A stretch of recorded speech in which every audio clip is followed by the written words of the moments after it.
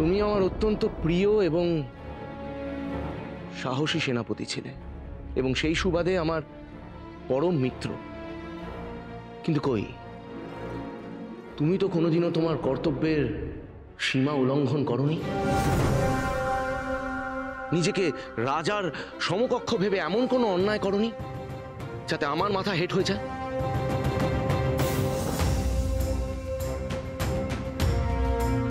কিন্তু তোমার পুত্র সেই কাজ করেছে। তোমার পুত্রের কাছ থেকে এমন আচরণ আমি আশা করিনি বীর প্রতাপ, আমি আশা করিনি। রাঘবেন্দ্র মহাবীর, বিশ্বস্ত, সাহসী, কিন্তু তা সত্ত্বেও আমি বলতে বাধ্য হচ্ছি যে রাজকীয় আইনে সে মহা অপরাধে অপরাধী।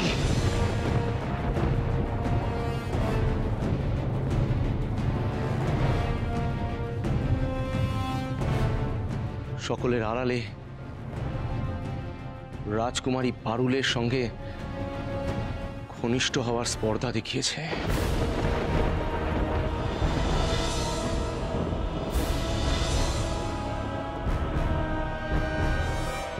তাকে স্পর্শ করেছে।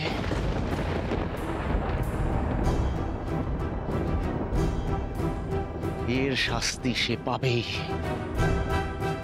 তার শাস্তি হলো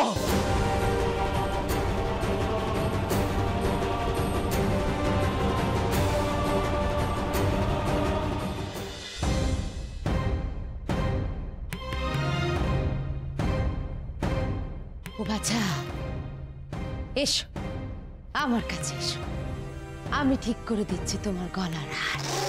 এসো তো দেখি।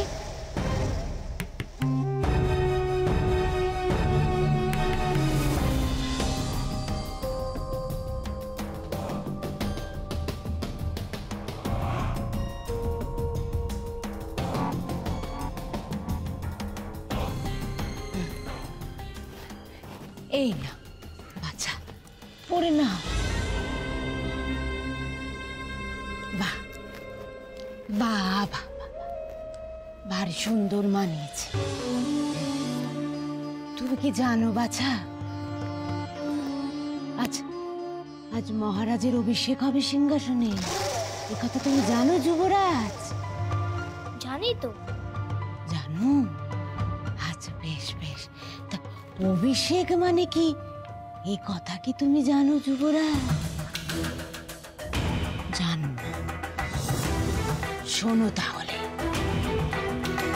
আজ মহারাজ সিংহাসনে বসবে, প্রজারা তাকে রাজা বলে মেনে নেবে, তার মাথায় পরিয়ে দেওয়া হবে রাজমুকুট, হাতে তুলে দেওয়া হবে রাজদণ্ড।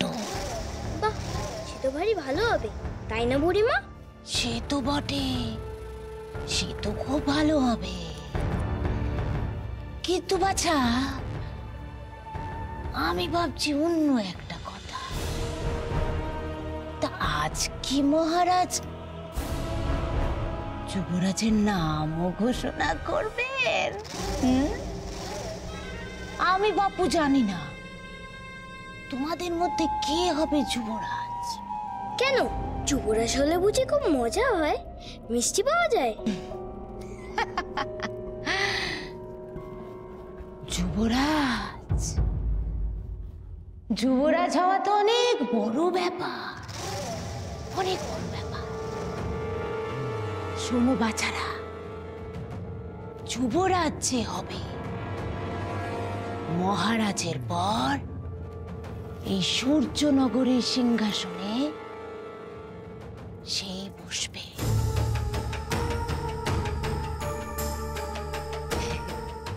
ভবিষ্যতে সেই হবে রাজ্যের দণ্ডমুণ্ডের কর্তা। সবাই তার আদেশ মেনে চলবে, প্রজারা তাকে ভগবান মানবে, তার আদেশেই সব কিছু হবে।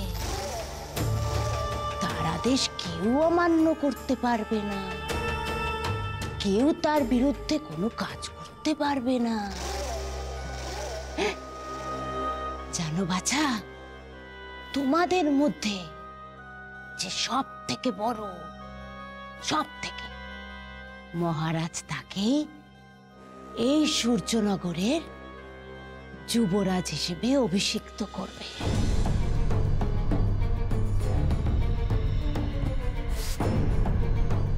কিন্তু আমাদের মধ্যে কে যে বড় আমরা তো সেটাই জানি না। কথাতেই বলে বিষয় হলো বিষ, আর এ তো একেবারে রাজ সম্পত্তি। রসো বাছা, তোমাদের 7 ভাইয়ের মনে আমি লোভ, ক্রোধ, ঈর্ষা, ঘৃণা এই সব কিছু সৃষ্টি করে তবেই এবার শান্তি পাব। রাজতন্ত্রের নিয়ম অনুসারে রাঘবের গুরুতর অপরাধের একমাত্র শাস্তি হল মৃত্যুদণ্ড।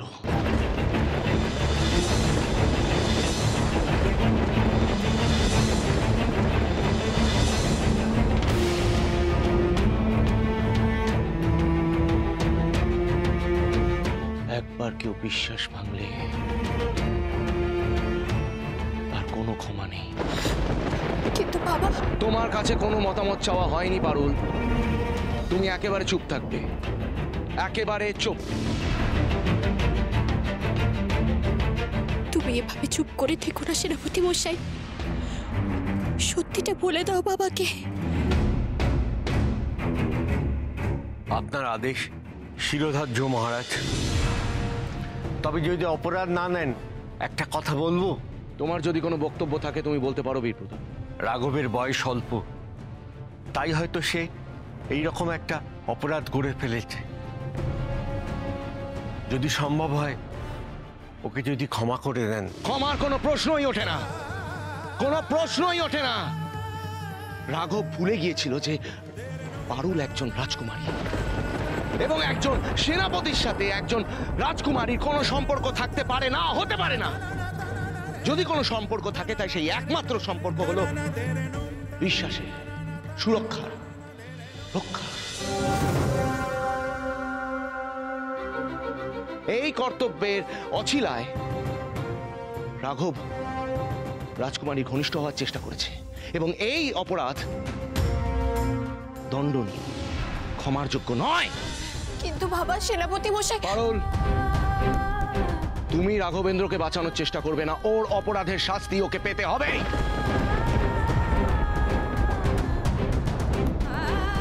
প্রহরী,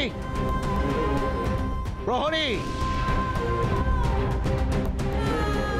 মহারাজ, জল্লাদকে ডেকে পাঠাও। যথাজ্ঞা।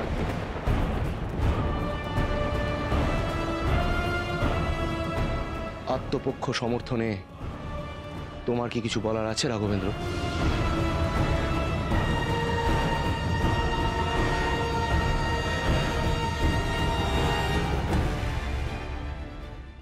না মহারাজ, আপনি যদি মনে করেন আমি অন্যায় করেছি তাহলে সেটাই সঠিক। আপনার দেওয়া শাস্তি আমি মাথা পেতে নেব। আমার কিছু বলার নেই মহারাজ।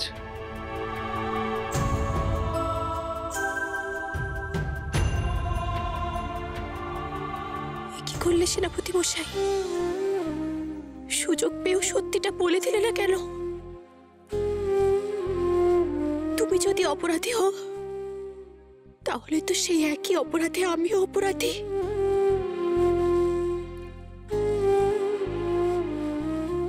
মহারাজের জয় হোক। আর কেউ হলে আমি তাকে প্রাণদণ্ডই দিতাম। রাঘবেন্দ্র বীর প্রতাপের পুত্র, তাই আমি তাকে কঠোর শাস্তি দেব না। আমি তাকে কারাদণ্ড দিব, যাবজ্জীবন কারাদণ্ড।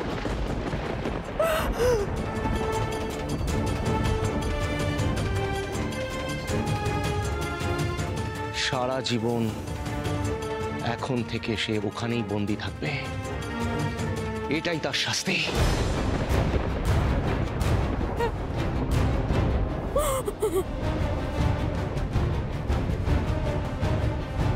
প্রহরী, নিয়ে যাও বন্দিকে।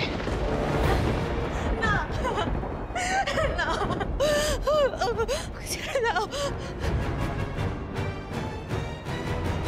না না, ওকে ছেড়ে দাও, ওকে ছেড়ে দাও, ওকে ছেড়ে দাও, ওকে ছেড়ে দাও।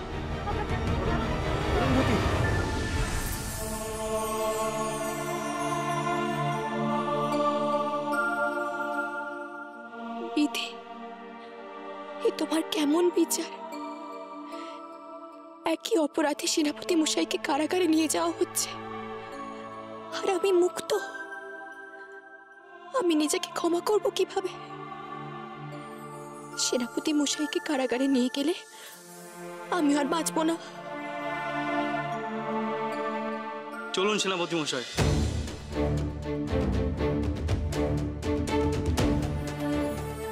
দাঁড়ান।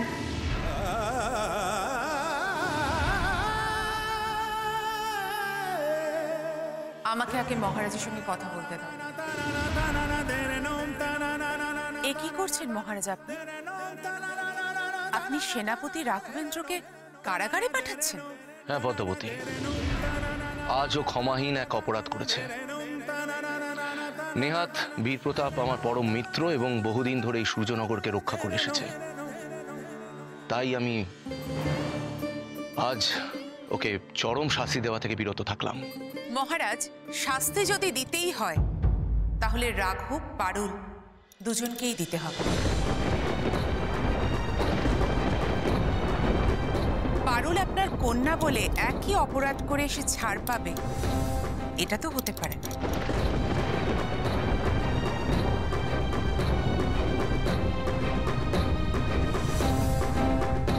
বলতে চাইছোটা কি তুমি? দীর্ঘদিন ধরে পারুল আর রাঘব দুজনে দুজনকে ভালোবাসে। পারুল রাঘবেন্দ্রর বাগদত্তা মহারাজ। শাস্তি দিলে দুজনকেই দিতে হবে। পারুল, রাঘব, পদ্মাবতী যা বলছে তা কি সত্যি?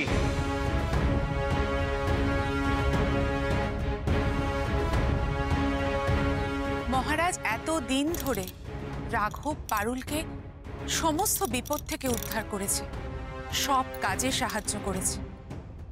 রাঘব ছাড়া পারুল কোনোদিন সফল হতে পারতই না।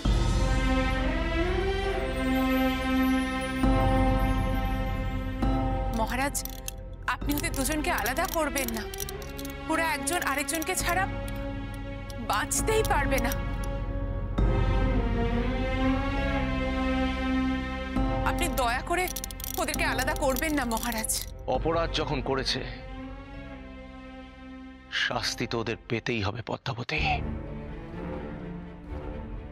একে অপরকে সারা জীবন সঙ্গ দেওয়ার শাস্তি।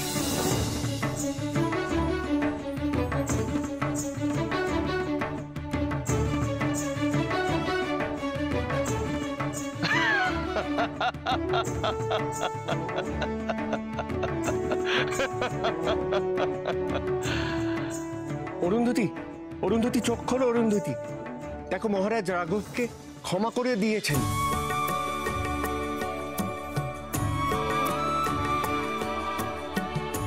আশীর্বাদ করি তোমরা যেন আগের মতো ভবিষ্যতেও এই একইভাবে চলতে পারো, হাতে হাত দিয়ে। তোমাদের জীবন আনন্দ খুশিতে ভরে উঠুক, অনেক আশীর্বাদ করি।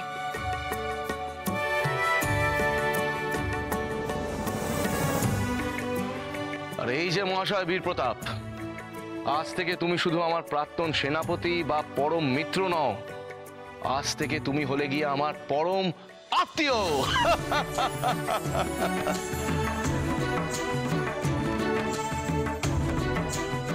চলুন মহারাজ, অভিষেক উৎসবের সময় হলো।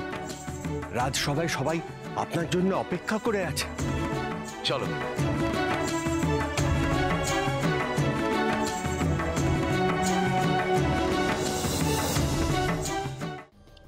আমাদের মধ্যে কে বড় জানিস ভাই? তো না, কিন্তু বাবা নিশ্চয়ই জানেন আমাদের মধ্যে কে সবচেয়ে বড়। বাবা যাকে যুবরাজ করবেন নিশ্চয়ই ঠিকই করবে। আমাদের উচিত বাবার কথা মেনে নেওয়া। তা তো বটে, এ কথা তুমি একদম একদম ঠিক কথা বলেছ বাছা। রাজামশাই যা বলেন ঠিকই তো বলেন। তবে রাজপুত্ররা কি সবসময় তার কথা মেনে নেয় না নিতে পারে? মা বাবার কথা মেনে নেয় না এমন কেউ আছে নাকি? আছে বই কি, এমন ঘটনা তো ভুরি ভুরি আছে।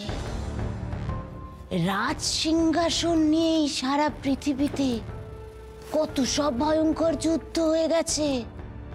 সেসব কি বলি বাচ্চারা? কে হবে রাজা, কার হাতে থাকবে ক্ষমতা, তাই নিয়ে কত যুদ্ধ, কত ষড়যন্ত্র, ভাই ভাই হত্যা।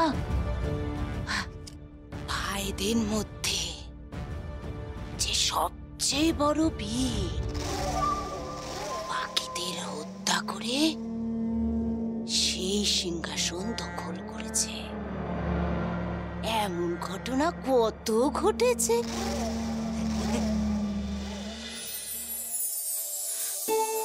কখন থেকে এসে বসে আছি, সেনাপতি মশাই এখনো এলো না। কিসের এত কাজ কে জানে। ভাবলাম আজ একটু প্রাণ খুলে মনের কথা বলবো দুজনে। একটু পরেই তো আবার রাজসভার অনুষ্ঠানে যাওয়ার ডাক আসবে। কি যে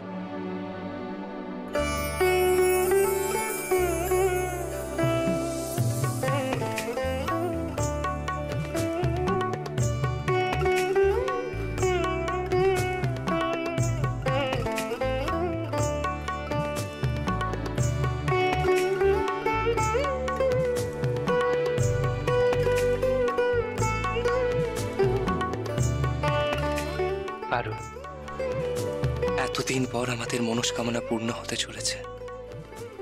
আজ আর কোথাও কোনো বাধা নেই, কোনো অশুভ শক্তি নেই। আজ আমাদের অভিভাবকরা আমাদের শুভ পরিণয় মত দিয়েছে।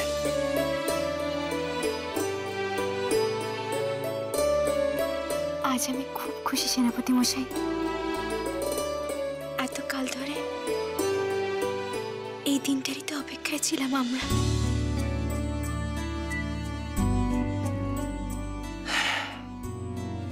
এসো পারুল, আজ এই মিলন তিথিতে এই গাছ, ফুল আর তোমার বন্ধুদের সাক্ষী রেখে আমরা চিরকালের জন্য একে অপরের হয়ে যাই। এসো।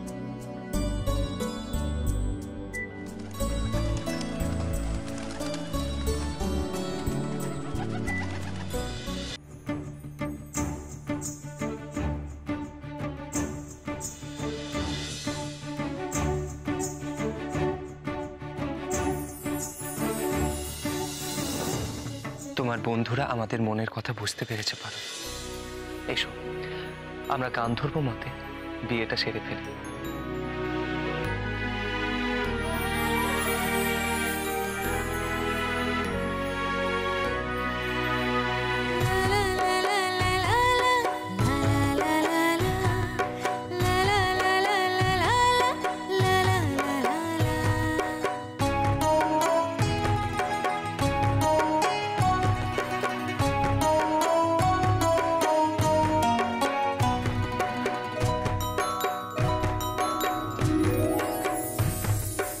আজকে আকাশে ডাক পাঠালো, বাতাস দেখো মাতাল হলো, ঝড় ঝড় ঝড় ফুল ঝরালো দুটি হৃদয় জুড়ে। সকল আড়াল গেল ঘুচে, আধার যত দিল মুছে, মনের বাঁশি উঠলো বেজে।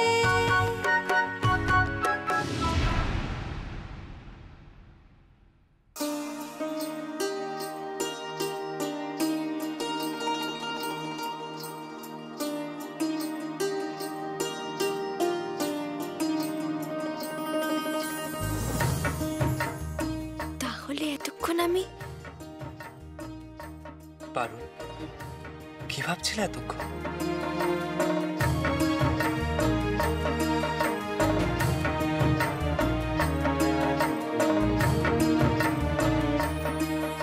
জানি পারুল, তুমি এতক্ষণ আমাদের কথাই ভাবছিলে, আর তোমার এই ভাবনা খুব তাড়াতাড়ি সত্যি হতে চলেছে। আমাদের আর কোনো দূরত্ব থাকবে না পারুল, আমাদেরকে আর কেউ আলাদা করতে পারবে না পারুল, কেউ না।